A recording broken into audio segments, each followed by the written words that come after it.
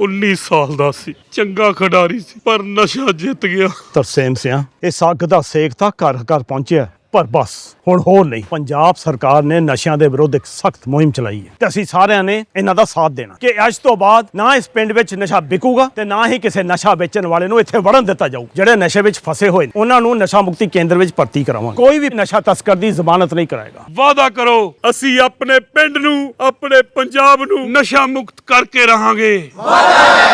नमस्कार, world news में आज रूस यूक्रेन युद्ध में अमेरिका की बढ़ती सक्रियता ने दुनिया के सामने तीसरे विश्व युद्ध का संकट खड़ा कर दिया है।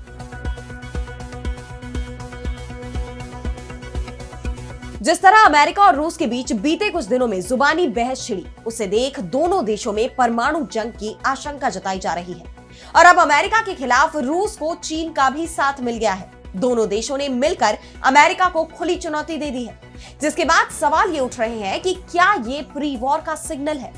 तो रूस चीन ने अमेरिका को दी खुली चुनौती, क्या बढ़ने वाला है रूस यूक्रेन युद्ध का दायरा? इस पर हम करेंगे विस्तार से चर्चा, लेकिन आइए जरा उन खबरों को भी देख लें जिन पर आगे होगी बात।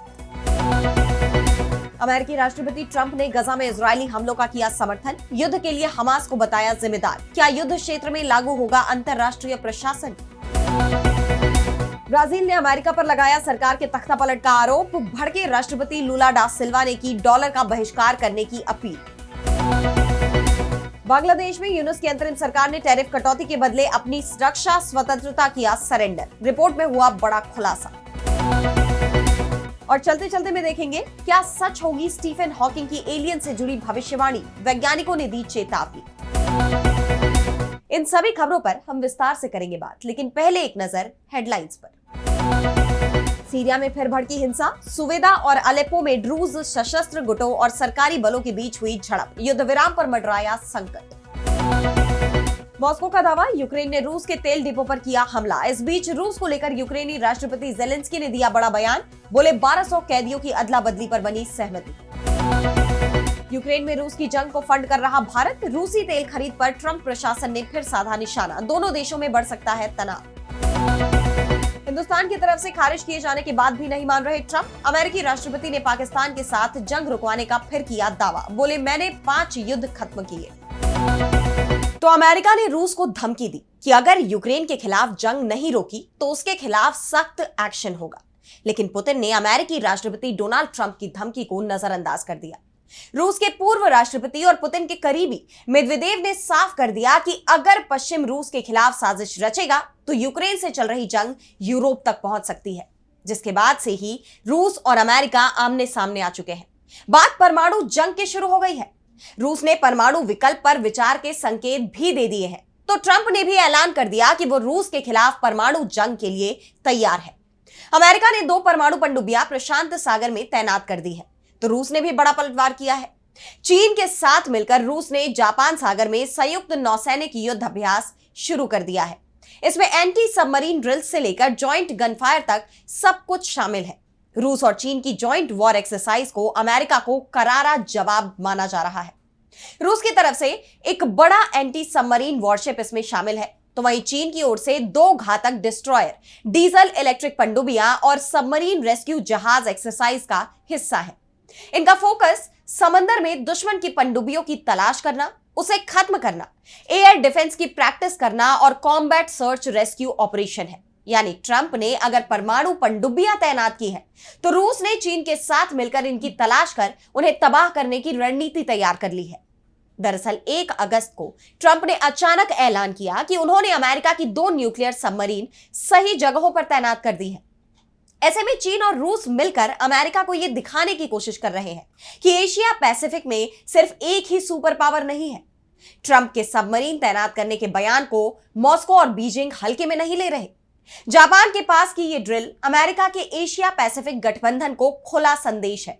रूस और चीन की जॉइंट एक्सरसाइज के बाद ये सवाल उठ रहे हैं कि क्या ये प्री वॉर का सिग्नल है? क्या ये युद्ध की जमीन तैयार कर रहा है, या फिर ये ताकत की भाषा में बातचीत की कोशिश है? सब कुछ पावरफुल दिखाने की कोशिश है। ट्रंप के सबमरीन तैनाती, रूस चीन की जॉइंट ड्रिल से हलचल मच गई है। ये सब कुछ नए वर्ल्ड ऑर्डर की दिशा को और स्पष्ट कर रहे हैं। और सबसे बड़ी बात तो यह है कि रूस और चीन के ड्रिल के बाद से ही अमेरिका की तरफ से कोई बयान सामने नहीं आया, जबकि इस ड्रिल के निशाने पर सीधे सीधे अमेरिका को ही माना जा रहा है, क्योंकि पिछले लंबे समय से चीन और रूस के साथ अमेरिका के रिश्ते बेहद खराब चल रहे हैं और ट्रंप जिस तरह से अपनी मनमानी कर रहे हैं उसे पुतिन और जिनपिंग चुनौती दे रहे हैं। और अब बढ़ते हैं अगली खबर की तरफ, जहां हम बात करेंगे गजा की। तो पूरी दुनिया में यह मांग उठ रही है कि गजा में युद्ध रोका जाए। इजरायली हमलों ने गजा को जर्जर बना दिया है। लोगों के पास अब न छत बची है और ना ही खाने के लिए अनाज बचा है। गजा में इजरायली सेना के हमले और सहायता प्रतिबंधों के कारण बने हालात से हुई मौतों पर अंतरराष्ट्रीय स्तर पर नाराजगी है। ह्यूमैनिटेरियन ऑर्गेनाइजेशन का कहना है कि गजा में पहुंची सहायता की मात्रा पर्याप्त नहीं है। ऑस्ट्रेलिया के सिडनी शहर में करीब 1 लाख लोगों ने गजा के समर्थन में एक बड़ा मार्च निकाला। यह मार्च सिडनी के मशहूर हार्बर ब्रिज पर हुआ, जिसमें लोग गजा के मानवीय संकट के खिलाफ आवाज उठा रहे थे। गजा की जो तस्वीरें सामने आ रही हैं वो बेहद भयावह है। खुद अमेरिकी राष्ट्रपति डोनाल्ड ट्रंप ने भी इस बात को माना कि जो तस्वीरें सामने आ रही हैं वो डराने वाली है। इसके बावजूद ट्रंप के रुख में कोई बदलाव आता नजर नहीं आ रहा।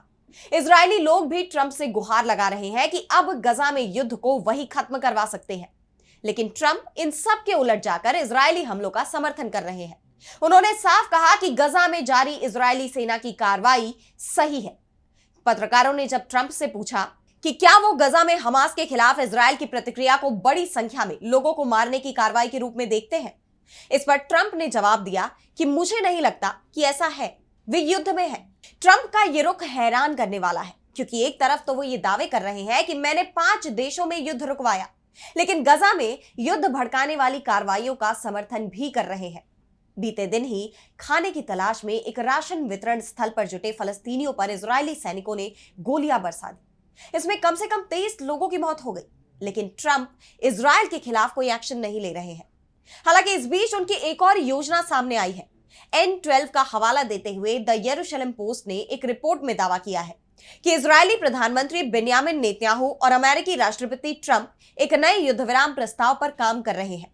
प्रस्ताव में हमास को हथियार डालने और सभी बंधकों को तत्काल रिहा करने की मांग शामिल है। इन शर्तों के पूरा होने पर गजा पट्टी में अमेरिका के नेतृत्व में एक अंतरराष्ट्रीय प्रशासन की स्थापना की जाएगी। इससे पहले भी ट्रंप ने गजा की रीडेवलपमेंट की बात कही थी, लेकिन गजा के निवासियों ने उसे खारिज कर दिया। ऐसे में क्या उनके इस नए प्रस्ताव को मंजूरी मिलेगी, ये देखना होगा। और अब अगली खबर में बात होगी अमेरिका पर ब्राजील के गंभीर आरोपों की। तो डोनाल्ड ट्रंप की सत्ता में वापसी के बाद से ही ब्राजील और अमेरिका के संबंधों में तल्खियां देखी जा रही है और अब ब्राजील ने अमेरिका के राष्ट्रपति डोनाल्ड ट्रंप पर गंभीर आरोप लगाए हैं। ब्राजील के राष्ट्रपति लूला डा सिल्वा ने कहा कि अमेरिका ने मेरी सरकार को सत्ता में आने से रोकने के लिए तख्ता पलट की साजिश रची थी। अमेरिका ने पूर्व राष्ट्रपति जैर बोल्सोनारो को समर्थन देकर सत्ता परिवर्तन की कोशिश की, जो अब न्यायिक जांच के घेरे में है। दरअसल बोल्सोनारो पर आरोप है कि उन्होंने 2022 के चुनाव में हारने के बाद सत्ता नहीं छोड़ने की योजना बनाई थी। जांच में खुलासा हुआ है कि बोल्सोनारो और उनके सहयोगियों ने ब्राजील की सेना से संपर्क कर तख्ता पलट की योजना बनाई थी, जिससे राष्ट्रपति लूला को पद ग्रहण करने से रोका जा सके। जांच में एक मसौदा डिक्री भी मिला है, जिसमें चुनाव नतीजों को रद्द करने और नए चुनाव कराने की बात कही गई थी। लेकिन अमेरिकी राष्ट्रपति डोनाल्ड ट्रंप ने लूला डा सिल्वा सरकार की आलोचना करते हुए बोल्सोनारो की वकालत की थी। उन्होंने कहा था कि मौजूदा सरकार से बेहतर तो बोल्सोनारो की सरकार थी।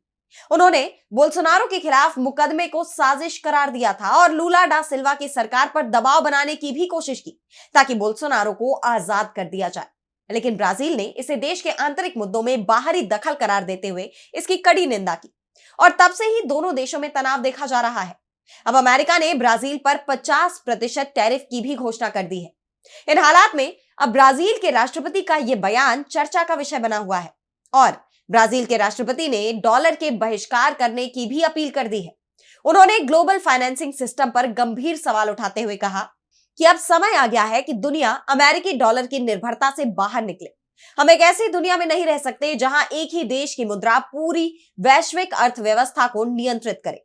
उनके इस ऐलान से अमेरिका की चिंता बढ़ सकती है, क्योंकि पहले से ही ब्रिक्स देश डॉलर के खिलाफ नई करेंसी लाने की तैयारी में है, जिसे लेकर ट्रंप की बेचैनी भी साफ दिखाई देती है।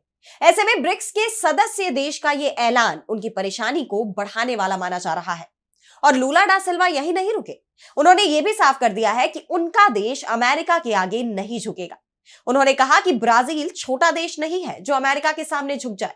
हम एक संप्रभु राष्ट्र हैं और उसी भावना से बातचीत करेंगे, जिसके बाद दोनों देशों के बीच तनाव बढ़ना तय माना जा रहा है। और अब अगली खबर में बात होगी बांग्लादेश की।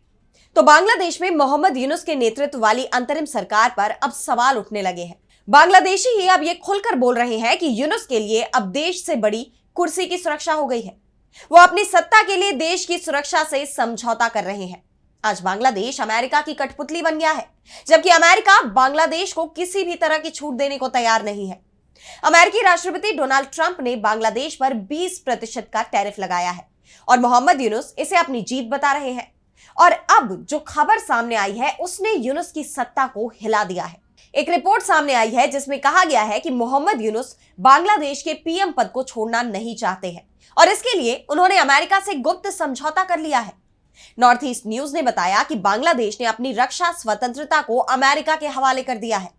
यूनुस ने अपने प्रमुख सहयोगियों को छोड़ दिया है और एक तरफा अमेरिका के साथ गठबंधन पर सहमति जताई है। इसके बदले में अमेरिका ने बांग्लादेश पर टैरिफ में मामूली कटौती की है। एक तरफ बांग्लादेश के साथ गुप्त डील करके भी अमेरिका ने 20% का टैरिफ लगा दिया, वहीं दूसरी तरफ हिंदुस्तान ने अभी तक अमेरिका से कोई डील नहीं की है, जिससे नाराज ट्रंप ने हिंदुस्तान पर 25% का टैरिफ लगाया है। यानी सुरक्षा की स्वतंत्रता की कीमत पर भी बांग्लादेश को 5% का ही फायदा मिला है। अमेरिका के साथ हुई इस डील के बाद बांग्लादेश अपने पुराने रक्षा भागीदारों चीन और रूस से सैन्य उपकरण खरीदने पर प्रतिबंध लगा सकता है। इस रिपोर्ट में कहा गया है कि अमेरिका के साथ की गई डील कोई समझौता नहीं है, बल्कि बांग्लादेश का एक तरफा सरेंडर माना जा रहा है। रिपोर्ट में दावा किया गया है कि हाल ही में अमेरिकी प्रभारी DFAR ट्रेसी एन जैकबसन ने ढाका में सशस्त्र बल डिवीजन का दौरा किया और उन्होंने बांग्लादेश को चेतावनी दी थी कि अगर बांग्लादेश चीन या रूस से हथियार खरीदेगा तो उसके खिलाफ प्रतिबंध लगाए जा सकते हैं। इस धमकी के आगे बांग्लादेश ने सरेंडर कर दिया। और अब चलते चलते में बात करेंगे स्टीफन हॉकिंग के एलियंस को लेकर चेतावनी की। तो साइंटिस्ट स्टीफन हॉकिंग की चेतावनी एक बार फिर सुर्खियों में है। उन्होंने सालों पहले कहा था कि एलियन से संपर्क मानवता के लिए विनाशकारी हो सकता है। उनकी यही बात अब कुछ वैज्ञानिकों को डरा रही है, और खासकर तब जब हार्वर्ड के प्रोफेसर एवी लोएब ने दावा किया है कि दिसंबर में पृथ्वी के पास से गुजरी एक रहस्यमयी चीज 3I एटलस कोई साधारण धूमकेतु नहीं है, बल्कि UFO हो सकती है। हॉकिंस ने तो 2004 में ही चेताया था कि उन्नत सभ्यताओं का इतिहास बताता है कि कम विकसित संस्कृतियों का अंत दुखद रहा है।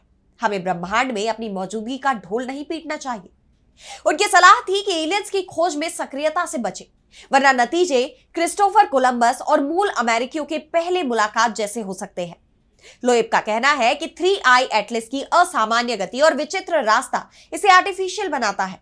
वो इसे इंटेलिजेंस ट्रैप कहते हैं, यानी हमारा आत्मविश्वास हमें तबाह कर सकता है। अगर ये वस्तु वाकई में किसी उन्नत सभ्यता की है तो मानवता की रक्षा के सारे उपाय बेकार हो सकते हैं। क्या यह वस्तु सचमुच खतरा है या सिर्फ एक धूमकेतु? इस सवाल पर वैज्ञानिक दो खेमों में बटे हुए हैं। कुछ वैज्ञानिक एलियंस के संपर्क को फायदेमंद मानते हैं, तो कुछ हॉकिंस की चेतावनी को गंभीर से लेते हैं। हॉकिंस का मानना था कि ब्रह्मांड में भेजे गए सिग्नलों का जवाब देने में सावधानी बरतनी होगी। क्या हम अनजाने में कोई खतरा तो मोल नहीं ले रहे? यह सवाल इस विषय को और रहस्यमयी बनाता है। फिलहाल आज इस वर्ल्ड बुलेटिन में इतना ही। देश दुनिया की तमाम बड़ी खबरों के लिए देखते रहिए DV लाइव और मुझे दीजिए इजाजत। नमस्कार।